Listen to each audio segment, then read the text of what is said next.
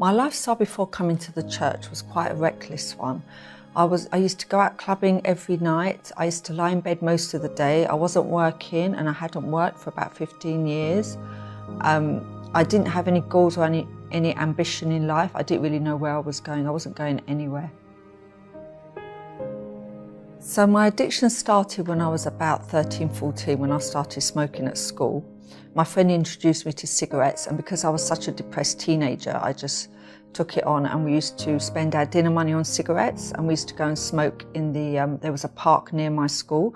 We used to go and smoke in the park, and we used to get through, I think, a packet of 20 cigarettes a day between us. That was at the age of 13, 14, and that continued, and I smoked on and off until I was about 30, 35. I carried on smoking for about a good 20 years, and then later on, when I stopped smoking, I became addicted to clubbing.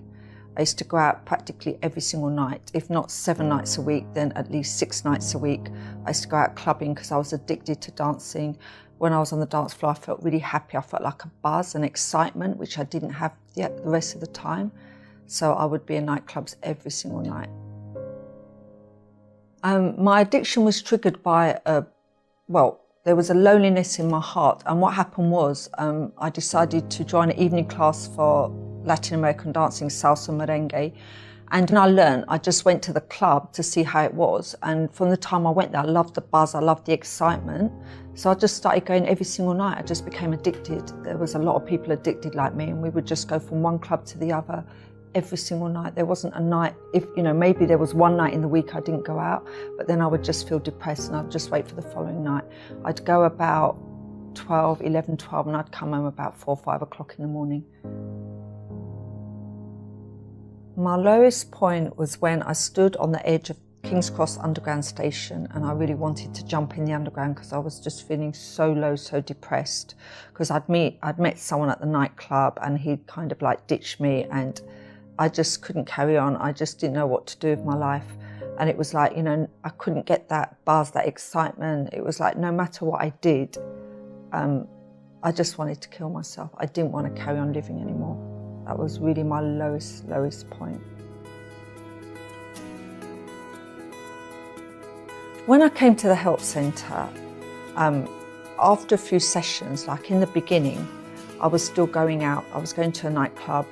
I thought everything was fine. And then one of the advisors said to me that I shouldn't be going to the nightclub. I can't really mix the two. But for me, it was really difficult to stop because that was the life I'd made for myself. I couldn't just stop and, just stop going there. So what I would do, I would come dressed in shorts or a mini skirt, and I'd have a long raincoat over the top. And I'd take part in the service. And then the minute the service ended, on the way home, I'd stop off and I'd go to the clubs in central London. And then in the morning I'd go back home. So I carried on for quite a few months because I didn't have the strength to stop. I couldn't stop because I enjoyed both. I enjoyed coming for the meetings to the church, but I also enjoyed my clubbing and my nightlife outside. So I didn't want to trade one for the other. So I just carried on. I've been free from this addiction, it must be about 16 years now. I don't go to clubs anymore. I'm not addicted anymore to dancing or anything like that. But it was so crazy because in the beginning, I'll never forget that I came for a meeting for a church service, and during the offering, they gave me a free Bible. And I remember I was so happy to receive this Bible, and I put it in my pocket in my raincoat, and I went to the nightclub and I lost it in the nightclub. So the following morning, I rang the nightclub and I said to them, have you found my Bible? I lost a Bible in the nightclub. And they just said to me, we don't do Bibles, and they put the phone down on me. I think they were quite, annoyed that I would even bring a Bible in the nightclub, but that's how bad the addiction was. And I remember feeling really, really upset that I lost this brand new Bible that I was given as a gift. But I just couldn't stop, I couldn't balance it. But now, thank God, I'm free. I'm completely free.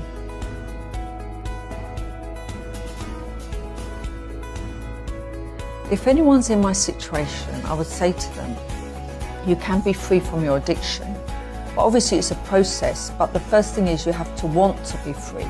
You have to want it in your mind, because when I finally made a decision that I didn't want this way of life, then, obviously I asked God for strength to help me, and he helped me, and I was able to cut the dancing, I was able to cut the smoking, because the smoking I would smoke on and off.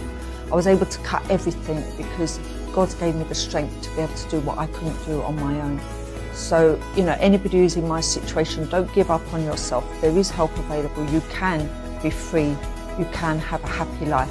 Because before I wasn't happy, even though I smoked, even though I danced, even though I went clubbing, I was not happy. I was the most miserable person. I would wake up in the morning and I would cry. I would go to bed crying, but now I don't have any addictions. I don't rely on anything to make me happy, and now I'm happy on my own.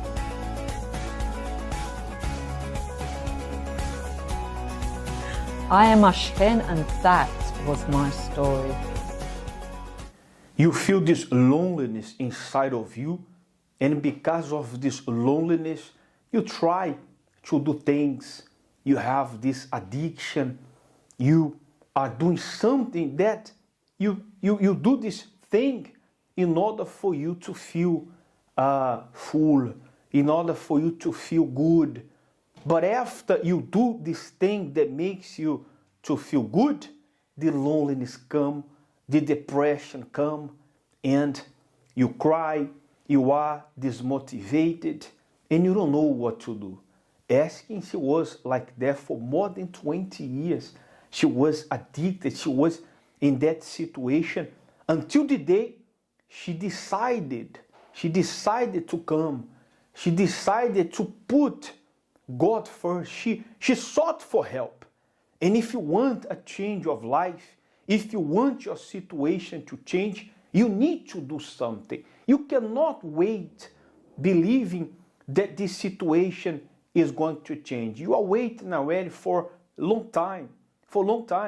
What you need to do is to use your faith. And when you come over here in our help center, we're going to teach you how to use your faith in order to change this situation.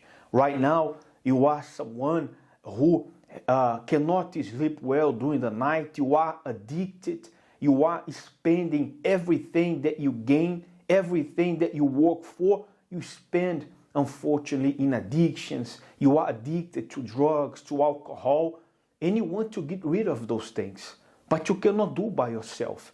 And why you cannot do by yourself? Because there is an evil force behind this situation. You need the hand of God in order to set you free. And this Sunday at 10 a.m., you are our guest.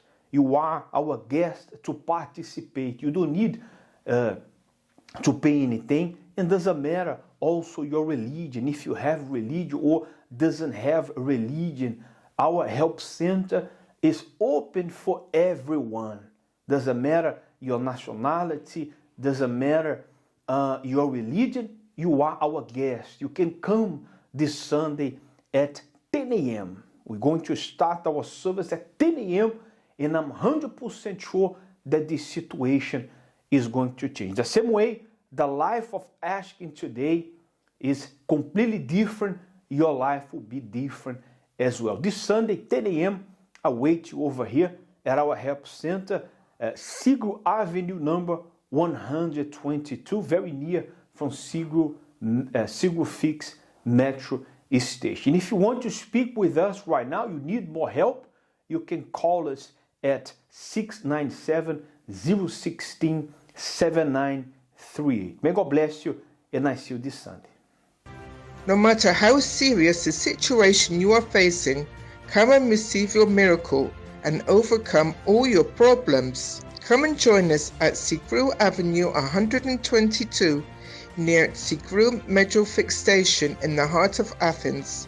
For more information, contact our 24-hour helpline 6970167938.